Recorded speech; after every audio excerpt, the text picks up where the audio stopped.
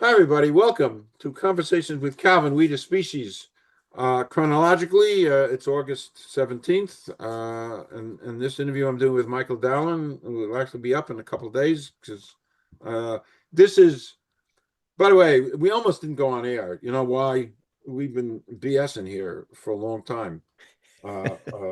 Literally a long time. And I didn't want to stop just BSing because he's unbelievably fascinating. And we're here to talk about leadership, the unlikely leader, which is beyond important in our world. But we just went off on so many different subjects about football, about Rutgers. He started it, not me. You, by the way, you started it, Michael. I did. You said, "Is that a Rutgers hat?" And that was it.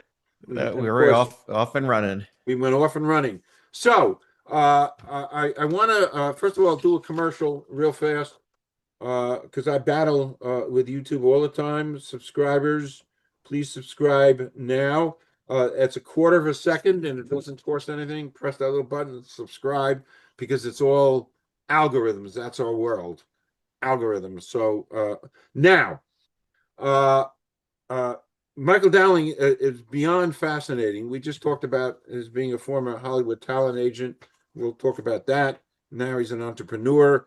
Uh, uh, he also is the creator of Collective Rise. I'm looking at my notes, a leadership development platform, helping people unlock their mindsets, skills, and all kinds of confidence to lead. In my little world, there is a major desert of leadership. And I can speak a little bit about that because I did work for the world's richest Italian for 25 years at Luxottica Group. Everybody who knows me knows I did. I was a regional manager, so I had some privileges sitting close to the Oval Office there. I did write this 10 Things I Learned from the Billionaire. It's leadership. I watched this man lead quietly. So, in my notes, and why this is so important for you all to partake of this. From my notes, we tend to evaluate leadership potential by visibility, volume, and confidence, overlooking people who lead with empathy, clarity, curiosity, and quiet strength. Powerful stuff. Powerful stuff. Um, Leadership, I mean, this is so great. We're going to talk about all this. Leadership isn't reserved for the loudest voice in the room. It lives in the quiet strength of those who rarely see themselves as leaders at all. Wow. Wow. Because it's real. And then as part, I went to your website. I do my due diligence. This just caught me. You're a keynote speaker, and among all the things you do, Michael. By the way, this is like that TV show before your time called "This Is Your Life." Before your time, you're laughing. Uh, Redefining leadership for a world that keeps overlooking its best people. Uh, so that's my intro. And we're here to talk about this and you. So my Johnny Carson monologue, which was not funny, is over. Why don't you do a little background, and then we'll jump into some questions and stuff. Yeah. Thank you so much for having me, Calvin. I have enjoyed the conversation pre-tape, and I'm looking forward to furthering it. Um, yeah, I started my career in the mailroom of the William Morris Agency, which was a large talent agency and largest at the time. And I spent about 7 years doing that, and was very fortunate and just through dumb luck, to be able to move up and become a talent agent at the age of 25, traveling the world, going to Cannes, spending time at the Hotel du Cap, where it was just, I had no idea what any of that even meant. And it was just crazy to be in rooms with people who had this intense amount of charisma and ability to show confidence, and they were just really engaging. And then I was fortunate enough also to join this country club out in Bel Air. And, again, I'm this young kid, and just through dumb luck, was able to, get to sit around a table with some of the people who had helped build Los Angeles, right? And sports stars and, the coach of the Lakers. And here I am sitting around these tables and I'm seeing this view of what leadership looked like in my mind. And I may have looked like I belonged because from the outside, because, I bought the suit and, combed my hair and everything. Um, but on the inside, I was doing something different, really, really different. I was sort of performing or watching, calibrating, trying to figure out, all right, what version of leadership do I need, or what version of myself do I need to show in order to be accepted by this group, right? And so maybe I was accepted in the club, but I didn't necessarily feel like I belonged. And that carried with me throughout the rest of my career. I started a company during the early days of the internet. We built that up to about 100 people. We rode the dot-com, boom and bust cycles. And, all through that, I felt like I needed to show up and be this heroic leader, someone who was inspirational, someone who could be sort of on the stage and leading people. And but I was slowly eroding my self worth and joy. And so that really became part of the seed of this book. It started way back then and has followed me throughout my career. And what I really wanted to understand was, kind of why I was feeling this way. Why did I feel like I didn't belong? Um, and, I started writing this book, I don't know, 6 or 7 years ago. And when I started writing it, I thought I had something to say. I mean, I've led teams, I've led company, I've been in a publicly traded company and led a couple divisions, hundreds of people reporting to me, working with lots of leaders that I was leading, coaching them through, um, and so I thought I might have something to say. And, I was like, all right, maybe I'll write something. And what I wrote was about 90 pages. I put it down. It was during the pandemic. I put it down after the pandemic ended. And then about a year and a half or so ago, my wife said, maybe you should pick up the thread on that book again. And I looked at it, and Calvin, it was crap what I'd written.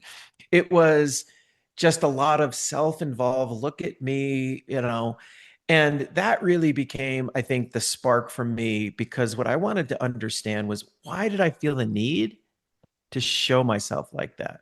Right? What was driving me to do that? And the more I studied it, the more I realized that this wasn't just a personal thing. This is systemic.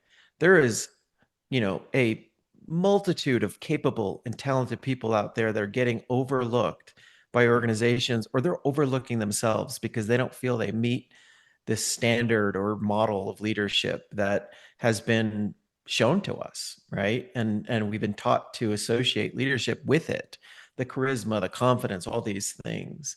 So that was really the sort of the genesis of this book, or the regenesis, if you will, because I had started writing something that just was not worth saying, right? So yeah, that's where it all kind of began and where it's come from. Um, and like you, I believe that there is a dearth, a desert of great leadership out there, and we need it today more than ever. Yes. And that's just a huge statement that it covers us like a blanket. The entire country like a blanket. Uh, Yeah. yeah. And I think part of it, Calvin, is I think people do associate leadership with a certain persona, right? And what I say is, leadership is not a personality. It's not a birthright. Leadership is something that you can learn, right? There are certain tenets of leadership that you can learn. The things that you can't learn are the things that a lot of today's leaders are trying to get taught by leadership development companies, where they're going in and saying, we need to teach you to listen better. We need to teach you to be more empathic. We need to teach you to have greater emotional regulation, and a greater emotional awareness. Those are the things that are really hard to teach. And a lot of people in organizations have those just innately. And because they're not the loudest in the room, because they're not the ones that are seeking attention all the time, they're getting overlooked. And our the way our organizations are set up, the pipelines for them reward that kind of persona, the confidence, right? The charisma, um, the visibility and the presence. And the challenge is a lot of those things can actually, and by the way, I don't want to reject those forms of leadership. That is not my message at all. My message is more like, hey, we're overlooking these great leaders in our organizations because the way that we reward leadership potential is limited. Um, and confidence, charisma, all that stuff, that can be faked.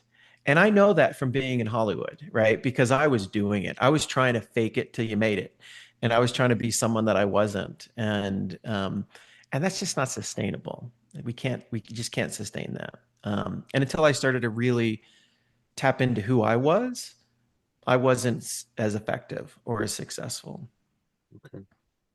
Um, when in your life did you first begin believing that you were not the leadership type? Yeah. Well, as we talked about earlier, I grew up in Connecticut, and I grew up in this small little hamlet outside of New York, about 45 minutes outside of New York. At the time, it was this small little community. And a lot of people choose to live there that lived in New York and would commute into New York. And I was surrounded by people who were in high finance or, very visible Wall Street figures who had a certain pedigree. They went to the right schools. They, had the sort of right upbringing. They had the right last names. And I was surrounded by that. And my parents could barely afford to keep us in Westport, but they did it because they wanted to give their kids, a better life. Um, and so I didn't have any of that necessarily. And I always felt like less than. So it really started there, really imprinted on me there because I felt like, okay, in order to be successful in life, I have to have this, these ingredients. And so it really started there, and it sort of further imprinted on me when I got to Hollywood, especially because that is such an image oriented industry. And so I felt like, so that's where it really started. That was my next question. Was there a defining moment when everything changed for you? Yeah, there was a series of moments. I think one of them that really sticks with me is I was a young talent agent. I was representing, movies, actors and actresses, and TV actors and actresses, and I was working in some of the independent film business. And in order to, in Hollywood, in order to be a power player, there's a famous line. It's like, in order to be treated like a king, you got to act like a king, right? So you got to show up and try to be that person. And so, I felt like I needed to be this power player. And there was a lot of, I was working with clients that there, where, like when you're working with actors, there, or any creative person, they're rejected 99.9% of the time, right? So you have to constantly be pushing and trying to, keep up the percentages, if you will. If you can get, out of hundreds, thousands, maybe you'll get one or two opportunities. And I was working with a client who I really adored, and he had a 2-year-old daughter. They had moved from Australia, and I just felt like I was failing him, and I felt the emotions kind of getting the better of me. And I remember I was chatting with my dad one weekend, and I said, I got to figure out how to like detach emotionally. I got to figure out how I can, you know, become less sensitive, if you will. And he said, no, you don't. Actually, that's your strength. That's your superpower. I was like, what? He said, yeah, emotions are data. Emotions give you signals that you can pay attention to and you can use in negotiations, in connecting with people, in all sorts of business oriented capacities. And that was the first time I realized, wow, maybe some of my perceived weaknesses are actually strengths.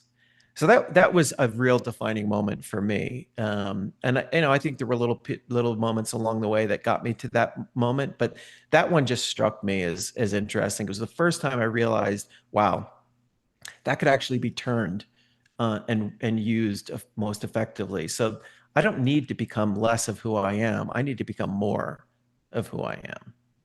Love that.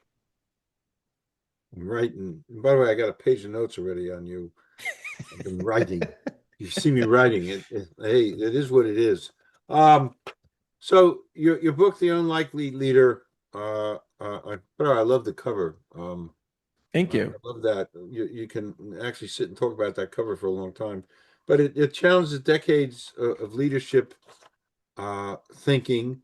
Um, what's the biggest myth that we still believe? And you've already addressed some of these things about Yeah, leadership. no.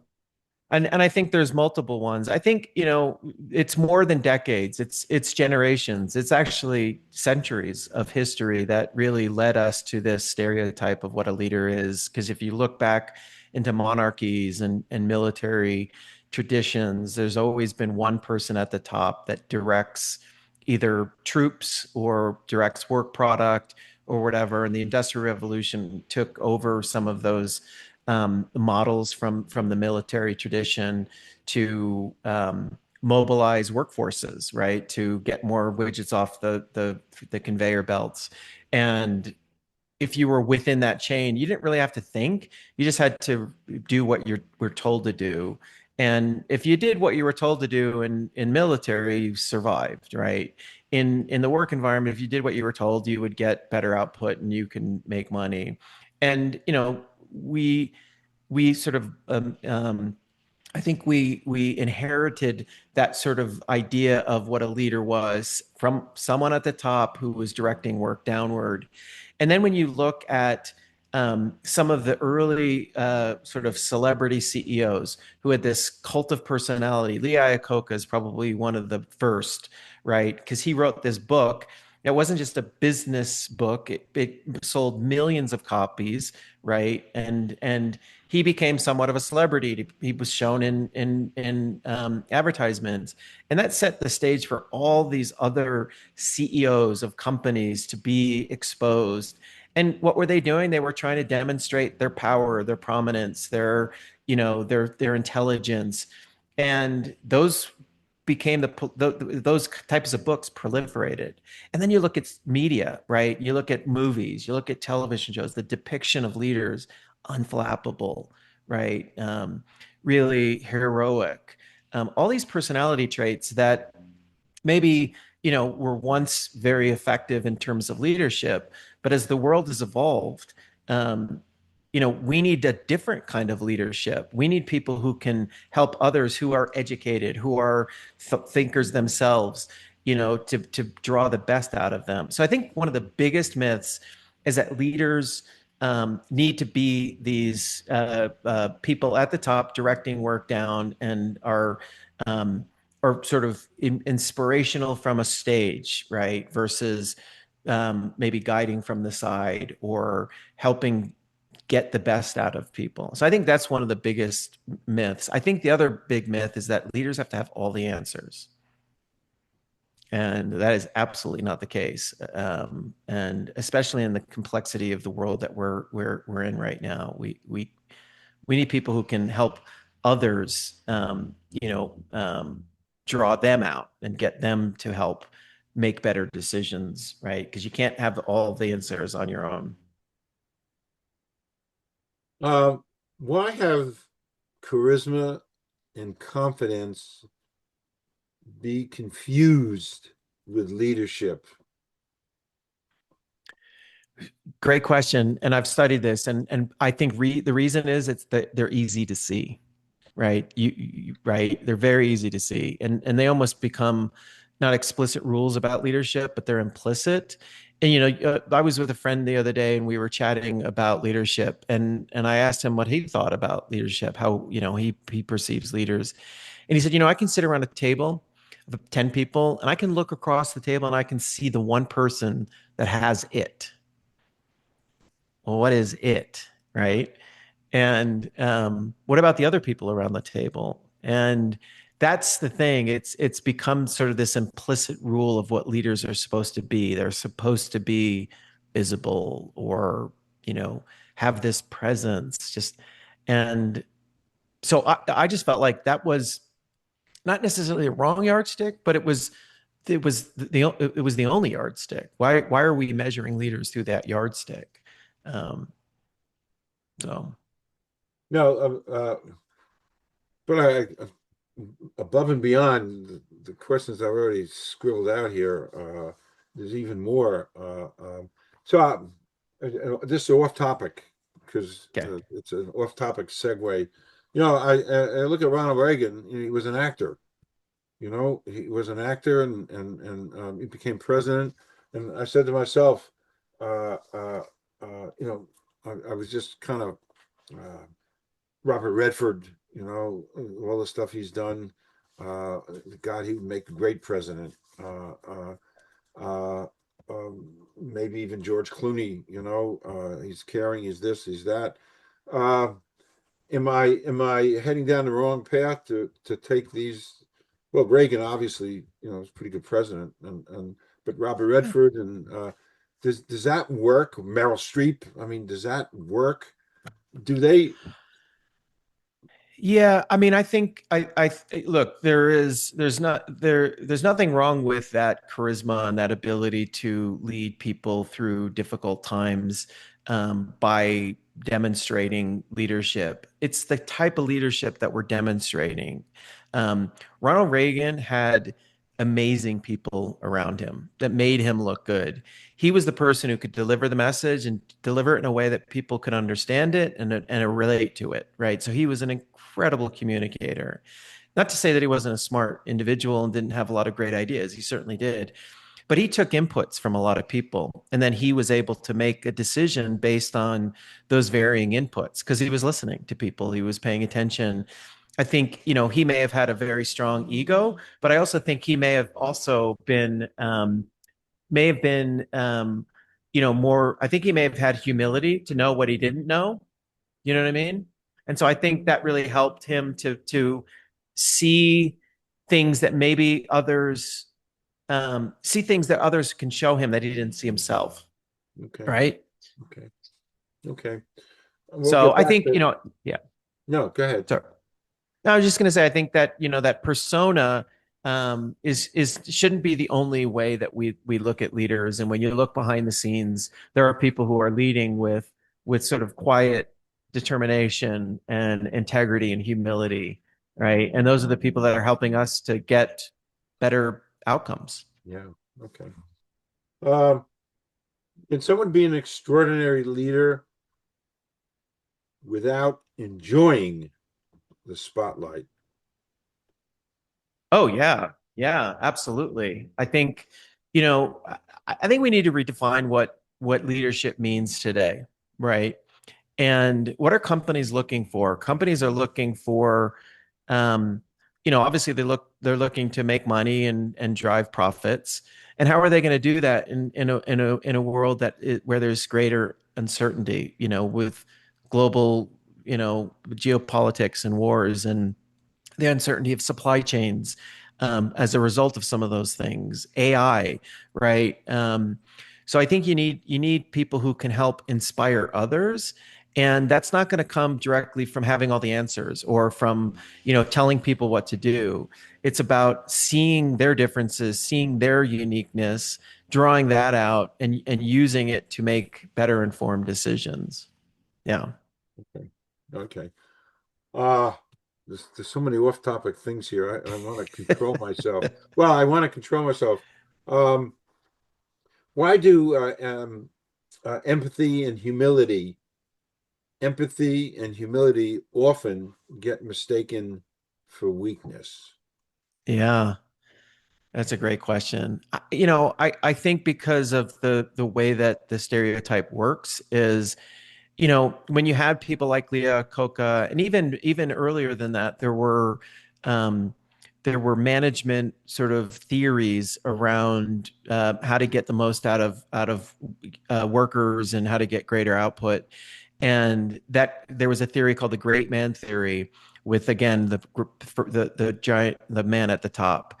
And so, like, there is a patriarchal type of bias in that, typically back then those were men. There were men at the top. And those that were seen as having, quieter, maybe, softer skills of empathy and humility, people would see those as the opposite, right? And so they were like, well, that's not what we need. We need this person who can lead us, from the top. And so I think those were seen as weaknesses unfairly, and I think, people look at those and think, well, we can exploit them, and that just wasn't seen as strength in leaders. Again, especially if you're trying to get output and you're not looking to use the intelligence of the people below you, because they just need to do a job. It's very algorithmic. It's A plus B plus C equals D. And that's what you need to do every day, over and over again.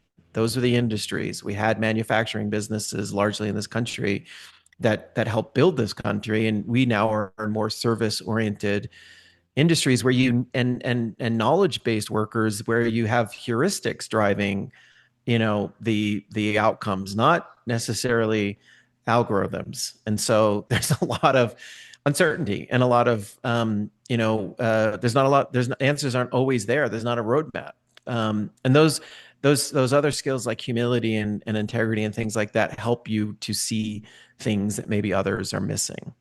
Okay. Slightly off topic. Um, I recently watched a bio. I love documentaries and bios. We'll talk about Roosevelt later.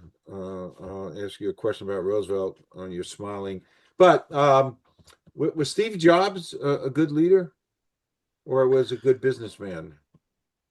I think Steve Jobs was a great businessman, and I think he was one type of leader, right? And so I think he was, he could be seen as a great leader, given what he was able to create.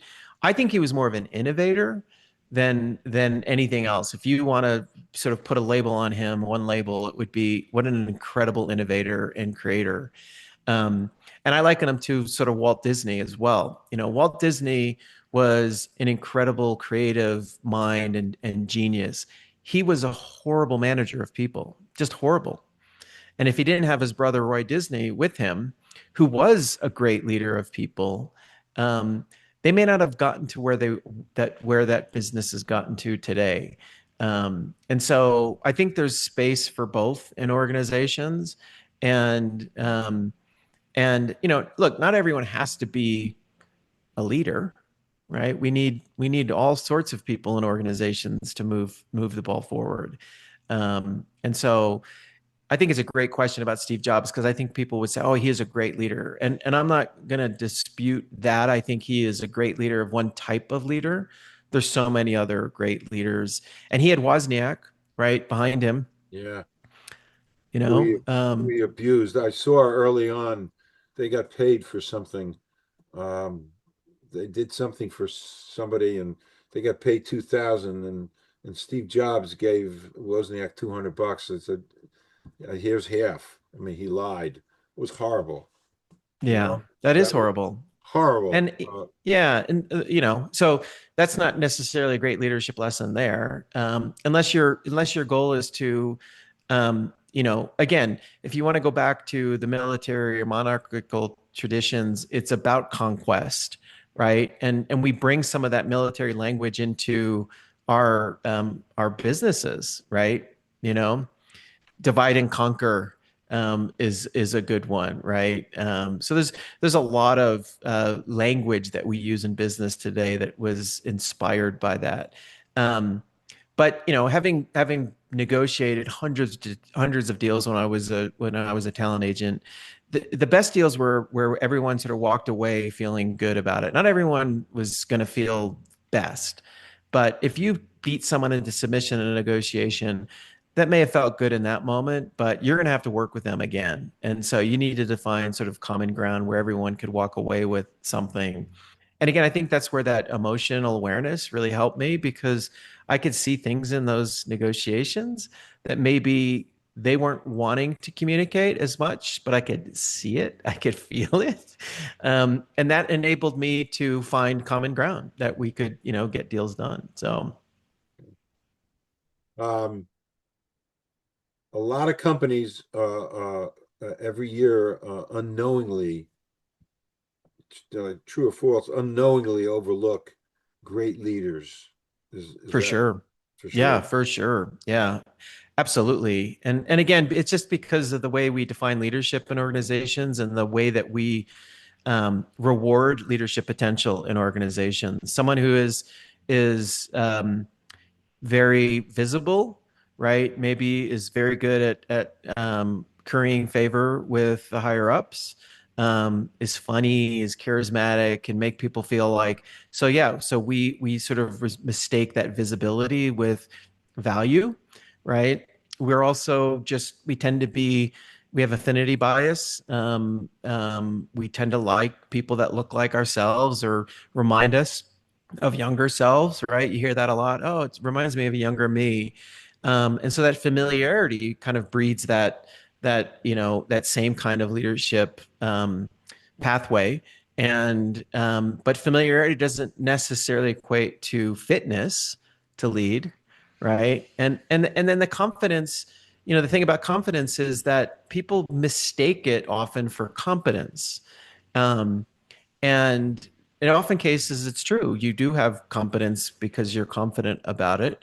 But it can also be faked, right? You can fake competence through confidence. You can fake confidence, and people just associate it with competence. And the other thing is like speed is equated to intelligence. Like if this guy, he's fast on his feet, he can make all these, people associate that. So if those are the traits that we're rewarding in leaders, then of course we're not going to miss the person who's in the room, maybe not raising their hand first, because people know, well, in order to get ahead, I got to show myself.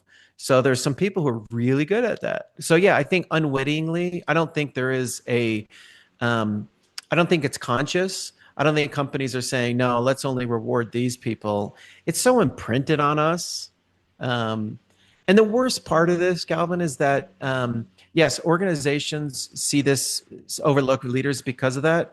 But individuals also look at that model of leadership and think, well, that's not me. So I must not be a leader, or I can't do that. I can't, so they self disqualify, and we miss out on those people. And that's one of the big parts of the message in my book, is that these leaders in our organizations aren't just quiet, or they're unseen, they're unexpected, right? They are unlikely because they don't fit a particular model of leadership that may be outdated right now in this world that we live in today.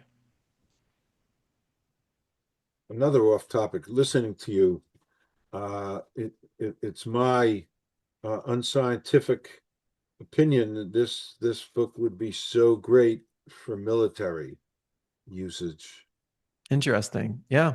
Is that interesting? I'm sitting It, here it is. listening to And, you. I had the great fortunate to go sit and go down in Coronado, California, and meet with the Navy SEAL commander who runs that base. And he brought us into a room and he was talking about his product, and his product are, men and women who they're trying to, train and for the larger military. Um, and he talked about performance and character as two, if you look at a sort of a 2x2 box, character and performance. And he talked about, like, there's some people who come in here of just incredible performance. They can, they can swim better than anybody. They're just incredibly talented, physically, dominant. Um, but if they lack the character, right?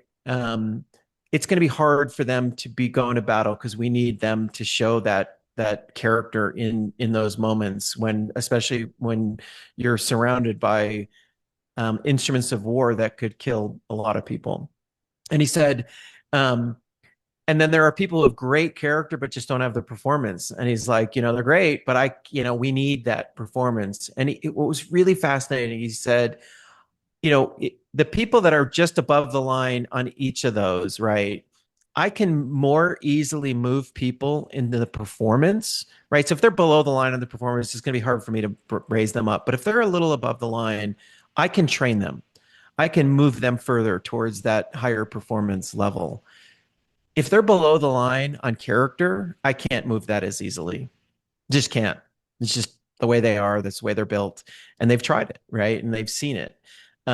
And so, to me, that's just a fascinating analogy about leadership and the importance of having sort of that character. And so, yeah, I think we need that. We need that in leaders. Yeah. And yeah, sorry, I don't know if that answered your question. I went off Well, on a bit of a tangent there. it did, and there's another because you're making me think. You're making me think, and this whole leadership thing is so. I'm a bit of a student of World War II. I am, and Patton was an amazing leader. Hmm. He had his issues, slapping a soldier and all kinds of stuff, and he wasn't a politician, but he was a great leader. And whatever he did, he took his men and did something that was impossible that nobody said they could do. When the Battle of the Bulge was going on, and we had so many of our soldiers going to get killed by the Germans, that was our last ditch effort in the war. Hmm. He did the impossible, and he said, "I'll get my guys, and we're going to go up there and we're going to save those guys. They got to be saved." So he was a leader, and all of that leadership, the particulates of leadership, drift down to his soldiers in the field, and they did the impossible in snow and in terrible weather. They went up there and they did their thing. That only Patton could have done that because he was a leader. So leadership is so powerful. Yeah. Well, and why do you think Patton was successful? I would argue that he was successful because he gained the trust of his men, and he was able to train his, leaders below him to gain the trust of their men. And so I think that's why we were successful with him, because he led with whatever characteristics he had. And yeah, he was a tough guy, right? But his men respected him, and they trusted him. And that's why they went into battle with him. And to me, that's what it's all about, is trust, right? That to me is what we need in leaders. We need them to build trust. We need them to manage through ambiguity in an unclear world. We need them to be emotionally attuned to their emotions, how that's impacting others, and how others' emotions are, influencing how they show up, right? So those may not have been as valuable in a war scenario, and in a war scenario, you do need your troops to do what you ask of them. But there's plenty of war stories, battle stories of people that went into battle that weren't trusting their leaders, and those were not successful, right? Campaigns. Yeah. If you the more you think about leadership, it's so much a part of our society and our history. Leadership. So I want to take a deep breath now before we go into AI and stuff. I always ask this question because I borrowed it from Barbara Walters. So be it. Yeah, she was a great interviewer. So here goes, Michael. Yes, sir. Excluding family or friends, somebody living or dead you'd like to spend the day with, and it could be one, two, three, or none. Doesn't make a difference. Yeah. The first person that just pops into my mind is Abraham Lincoln, just because of the challenges that he was overseeing as a leader in a critical point in our history, and how he worked well with those that didn't necessarily agree with him politically, right? So he had to lead people that didn't necessarily buy into his vision. Um, but he had to find ways to build that common ground and get them to come along with him, right? That's a hard thing to do. It's a hard thing to do when people are fundamentally in a disagreement with you, um, politically or otherwise. And those are third rail kind of topics, right? Politics and religion. And so they're really, really hard to get people to move along with you. And he was able to do that. So I'd be very curious what went through his mind, how he um, engaged people in those conversations, that he could get them to agree to do things that they may have fundamentally disagreed with, but he figured out a way to get them to agree to disagree, but move forward. And that's, I think, a really strength of a leader is leaders have to make decisions that aren't going to always be popular. And what Abraham Lincoln did, and again, I wasn't there and I don't know the history very well. I read a few books. I think he was able to take the inputs from everybody and they felt heard, they felt seen. They may not be the ones that made the final decision. The decision may not be the one that they felt was the best, but they got seen and heard by him and they felt like their input mattered. That to me is the sign of a great leader. Great leader. Yeah. Not enough is not enough. I know there was a couple of good movies came out about Lincoln, but not enough. As we go further and further away, not enough is spoken about the leadership aspect to Lincoln, what he had to do with the country split in half in the Yeah. Yeah. uh, okay, let's talk about AI. Um, as AI transforms the workplace, what human qualities become even more important as we go along? Yeah, I think we've talked about some of them. I think empathy is one. I think humility is another, integrity, curiosity, right?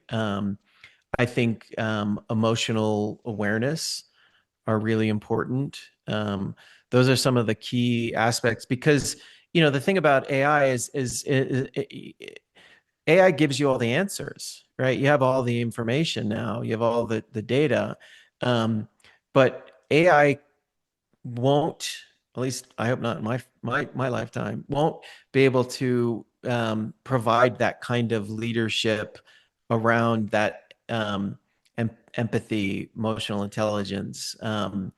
You know, I think we're going to need people who can, who can exercise judgment, right? Who can earn trust, who can navigate different emotions, who can, deal with ambiguity, who can help others grow. I think those are some of the characteristics we can't get from AI. We just can't, right? And I think when you look at individuals, and I've got kids who are now adulting, two are fully adulting, one is still in college, and the one in college is it's interesting because she's looking at, well, what major do I do? Just in the last 2 years, it's changed so dramatically, right? So how do you help those people get the best out of themselves when they realize, wow, the things that maybe I saw growing up aren't going to apply anymore, right? It's no longer the person who has the most information because that has now been commoditized, right?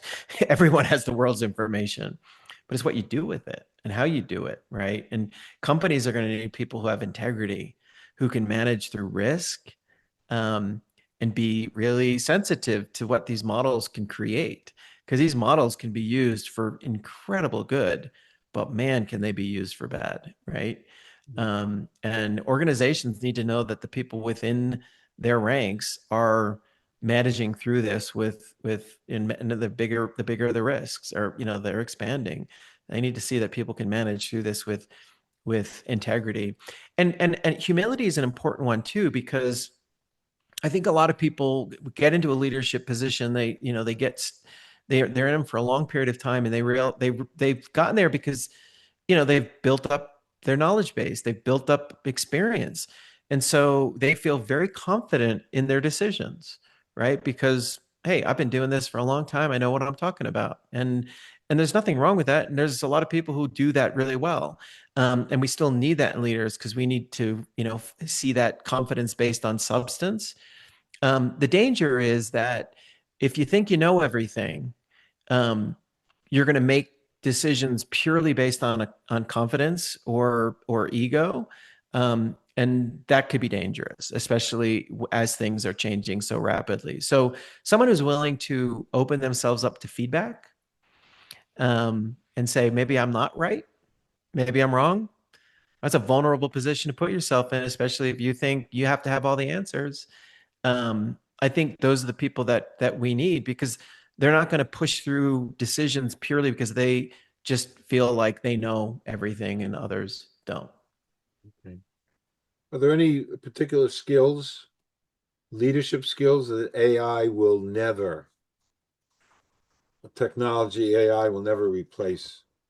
I guess you I just think, said some yeah. of this. You just I, said I them. did say I think navigating emotion is probably one of the bigger ones. I think that's going to be really hard for AI to do. And AI can maybe give you some thoughts and ideas of how to do it, but um, you have to navigate your own emotions and those around and those of you around you, and that's really hard. And my wife works in human resources. She's head of human resources for a billion-dollar company, like 900 employees. And as the HR person, people are coming to her all the time with their emotions. She has to absorb all of that energy and she has to process it. It's hard. It's really hard. And I'm so impressed with her ability to do it. I wouldn't be able to manage what she manages with all that emotion coming at her. And especially in a company that's going through tremendous change right now. And trying to manage through that. And so I think that's going to be a hard one for AI to replicate. I think AI is also not going to be very good at coaching people, right? I think maybe it could have some answers, but and yes, we've become more accustomed to looking at AI is our friend, right? And it's a little insidious in that, it's now responding with, "Hey, Michael, that was a great idea." And you get that shot of endorphins, going through your body. You're like, wow, I love that. That dopamine hit is really good. Um, but I think the people who can help others grow and coach them, I think is going to be hard for AI to replicate. I mentioned this to you before we went on air, uh, and it kind of fits. You're smiling. I interviewed somebody a week or so ago who wrote a short novella about AI getting elected president. You want to comment on that? Wow. Yeah. Yeah. I mean, that is so fascinating. Again, I think what it does is it just reminds me of how deeply ingrained the stereotype is, because immediately I think my mind goes to, well, that person has all the answers, so they must, be a good president, um, right? But I think the president of any institution, whether it's the United States of America or an organization, a nonprofit, good leaders take inputs and then have to, and those inputs are not just hard data. They're emotions. There are other factors that are being weighed in making those decisions, and so I think it's a fascinating thought experiment to go down that path and play out the scenarios of what it would look like.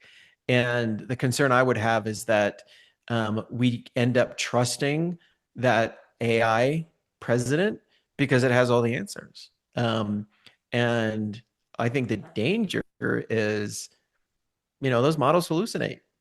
We're seeing it already. People are putting stuff out there that they used AI to do, and you know, they're making up country names or places of countries in the world. And um, so will those hallucinations get better? Yeah, probably. But what gets replaced by that? There's so many news stories recently about how these models that are being built and improved are now going out and doing things on their own. It's frightening, right? They're hacking into other companies without the knowledge of the people who built those models. So yeah, wow, what it's a fascinating thought experiment to really go down, think about. Actually, I'm zooming tomorrow night with the author. Just and I'm going to tell him about you and what we talked about. That's not the book we talked about when I interviewed him, but he mentioned, oh, by the way, I wrote a book. It's a short little short story. It's a short story about AI getting elected president. I said, oh wow, wow. Yeah. Oh, So that's interesting. I yeah, can't wait to see that. We'll well, be watching it on Netflix soon. yeah, I, I told him that. My goodness. By the way, it's there. It's such an obvious thing as AI, every 15 minutes changes according to me, you know. Hmm. So it is so fascinating. I interviewed somebody a few years ago. He was a philosophy professor in Vancouver who's been working on a self-aware computer for Mm. years and years. The only drawback is he doesn't have the resources to do it, quickly and stuff, but little piecemeal, but fascinating, self-aware. And Yeah. I can't even process that.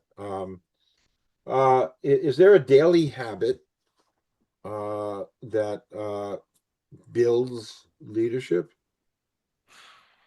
Yeah, well, I think leadership is a practice. I said earlier, leadership isn't a personality trait. It's not, a title. It's a daily practice. And so there are certain things that you can do every day. And it depends on, who you are, what drives you. Um, One of the greatest leaders I know among my friend group happens to listen to all sorts of podcasts and not just business podcasts. He listens to everything and he believes that he's constantly learning. And he runs a $1 billion company. He's been doing this for 30 plus years. He's amazingly successful, but he's constantly self improving or learning. And, that's, I think, how we change some of the stereotype too, because there's a notion of neuroplasticity where we can, change the way we look at the world. And, part of my book is really about reframing your mindsets. I said earlier about emotions as a weakness and reframing that as it's a superpower. Um, I think where people, where people need to really think about practice in terms of leadership is less about tools. There's a lot of great tools out there for self management, time management, all sorts of things. But in those difficult moments when pressure hits, those tools, unless you really understand kind of why you're reacting the way that you are, which is possibly and more than likely being driven by a mindset that you hold.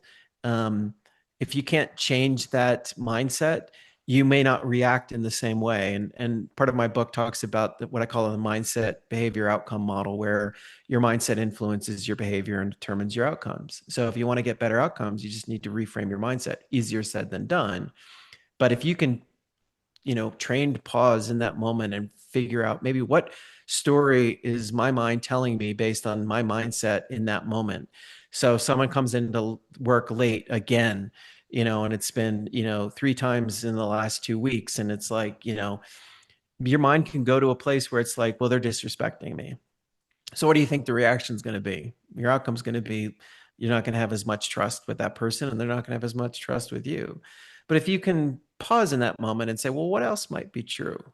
Right? So to me it's those are some of the practices that you can learn to do where you're becoming greater aware of who you are. What are my preferences, right? How do I like to take in information? How do I like to process information? How do I like to interact with others? What are my values, right? Doing that kind of self awareness work where you're really just trying to learn more about who you are and how you show up in the world, you can show up more authentically. And people crave authenticity. I mean, I've just seen it time and again. People want that authenticity, and they can see through when it's not. Um, and that's how you really build trust is by showing that authenticity. And people want that, and they're inspired by it. Funny, you mentioned somebody was late like three times in a row. You just did. A little anecdotal story that I wrote about in here. In real life, when I was a pharmacist, I worked for a chain, and I always had a problem. I was always late. And anyway, I actually became a leader. I didn't know it, but I was a leader. I'm 6'5", by the way. You can't tell. I'm sitting down, so people always looked up to me one way or another. They had to, you know, they Yeah. were forced to look up to me. But I actually formed a union, the first union of pharmacists in the country. Wow. And we actually wrote the contract in my apartment. I'm talking about early 70s, a long time ago. But I was always late, and part of the contract, three times in a row, if you're late, you could be terminated. And anyway, I knew I was a marked man.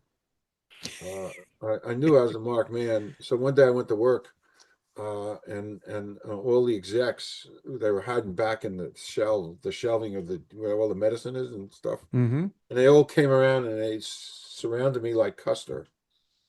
I felt like George Custer, and I was getting Oh. surrounded, and I knew that this was not, it didn't bode well, and I knew my time was up. And they said, Calvin, we're going to fire you. You're being terminated now. They hated me for what I did, a union shop. You're being terminated because you've been late 3 days in a row. And I said, I'll take that, I'll take that to the union. I'm going to fight you on that. They said, Calvin, you weren't late 3 days in a row. We pulled out, and this is 1970 something. We pulled out a thing. You punched in late 270 times in a row. You've been late every single day for like 2 years. You've been late. So you're being terminated. And I said, well, that's just it. You can't fire me. And they said, what are you talking about? I said, and I'll tell you why. And I pointed to one of the big execs.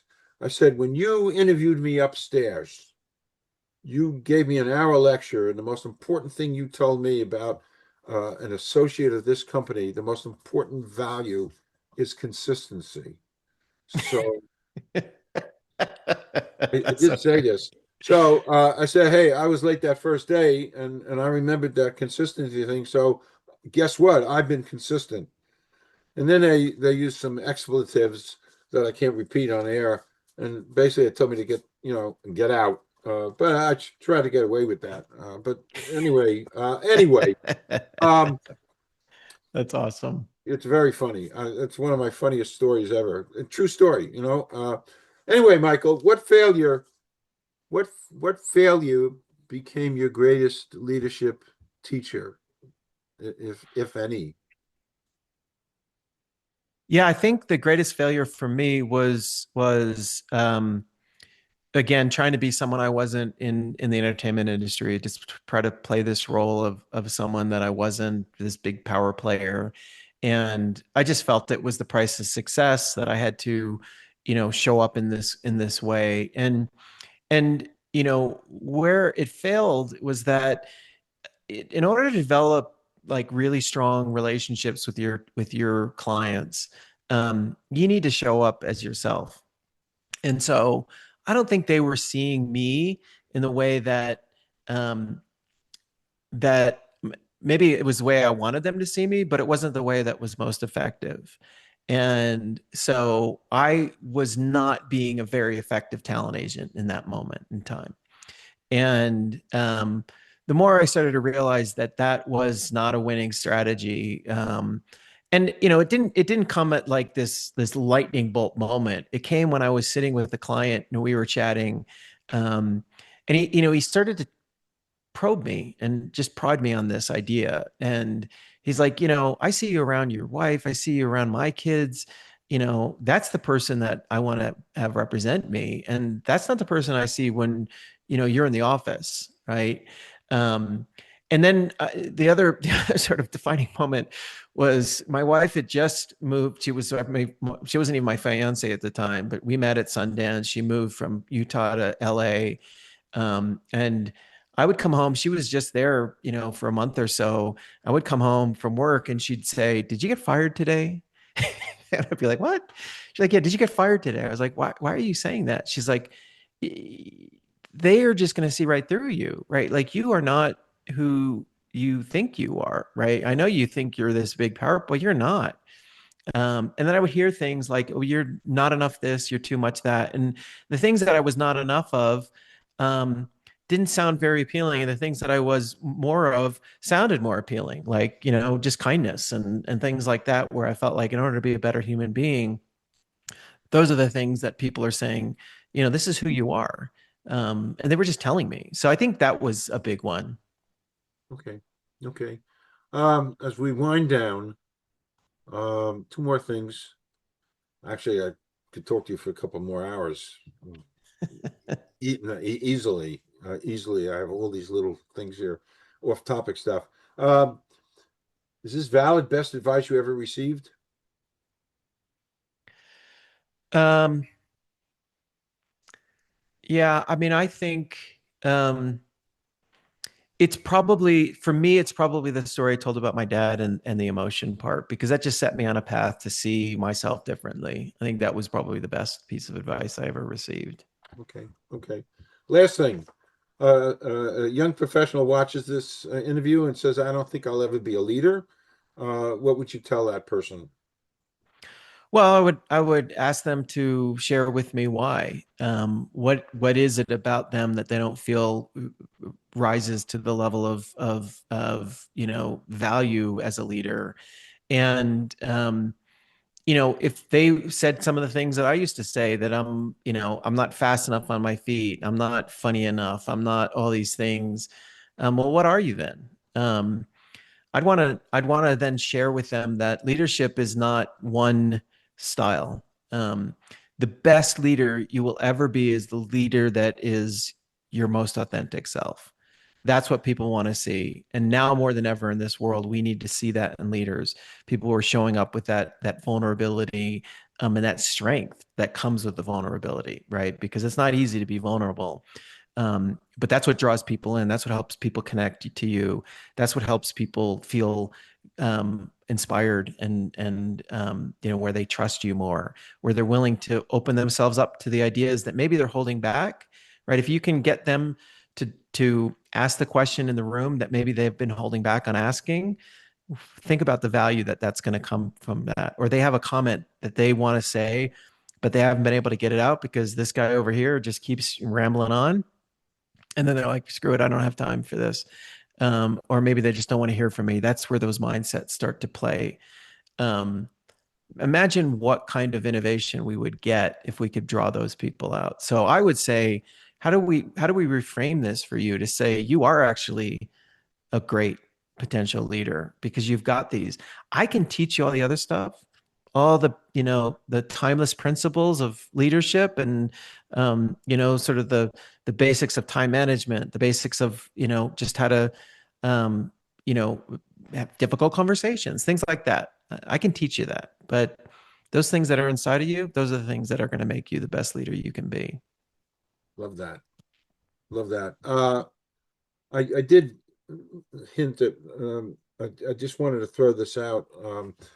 Franklin Roosevelt, uh, was he the quintessential world leader, American leader? I mean, he led us through a depression and a war. Uh, did he define leadership back then? I think so. I think that, if we're talking about FDR, I think the one thing I always remember about him is that he had to hide this frailty that he had, his being in a wheelchair. And at the time, it was probably the right thing to do, but it also just shows you how important that image of a leader was, someone who could stand tall, literally, even if he had to be propped up. And so I think he was an extraordinary leader in that he was again able to find people around him who helped support him in that way, both physically and figuratively, right, and intellectually. So I think that's one of the things that made him a great leader, because he listened, he paid attention, and so yeah, I do love his leadership. I just feel that, it's a good lesson, right? There's nothing wrong with showing that weakness. Back then, maybe it was difficult. I think in today's world, we need more of that. And that you have to be, courageous to do that. That's where courage comes from, in my opinion. Yep. Nice answer. Nice answer. Of course, Franklin had Eleanor, an extraordinary, an Yes, for sure. extraordinary human being. Yeah, I spent a lot of time during the pandemic watching Ken Burns, The Intimate History of the Roosevelts. Oh, I must have watched it 5 times. I keep watching it just to because I marvel at the depression and the pre-war and getting us into a war and saving England. I mean, I marveled at all of that. The leadership that England had in Churchill and right. leadership that we had in Roosevelt. Boy, did we need those two leaders at that time. I don't know where we would be. And that, that is an exclamation point to your book, The Unlikely Leader. That's a perfect Yeah. exclamation point, the power of leadership. Uh, uh, and it's a Yeah, I nice agree. way to close this and your topic. Uh, um, I mean, I've done 500 of these things, but this I'm chomping at the bit to get a chance to listen to you. Oh, thank And you. I yeah, appreciate that. it is so key what you've done. So, uh, I can't thank you enough, Michael. I have to thank Sasha Stoltz Mm. from her PR agency up in Canada for arranging this, and I'm going to write up a piece, and I'll thank her again. For making the connection. It was a perfect connection, truly. And to thank her, I never met her. I don't even know what she looks like. Which is fine. Yeah, no, she's great. And I Great. really appreciate the conversation. And like I said earlier, I was honored to be included in this. And I feel like we have a great, interplay of Yeah, dialogue back and forth. So I've really enjoyed the this is great. conversation. Truly, this was perfect. Perfect, perfect. Thank- So thank you. You come back. Hey, come back, rescue me. I sit in this chair 12 hours a day. Don't feel sorry for me, but come back, rescue me. We can talk about a million different things and leadership. So thank you, Michael. Thank Yeah, you. look forward to that. Thank you, All right. Calvin. Don't leave. I'm just going to stop recording.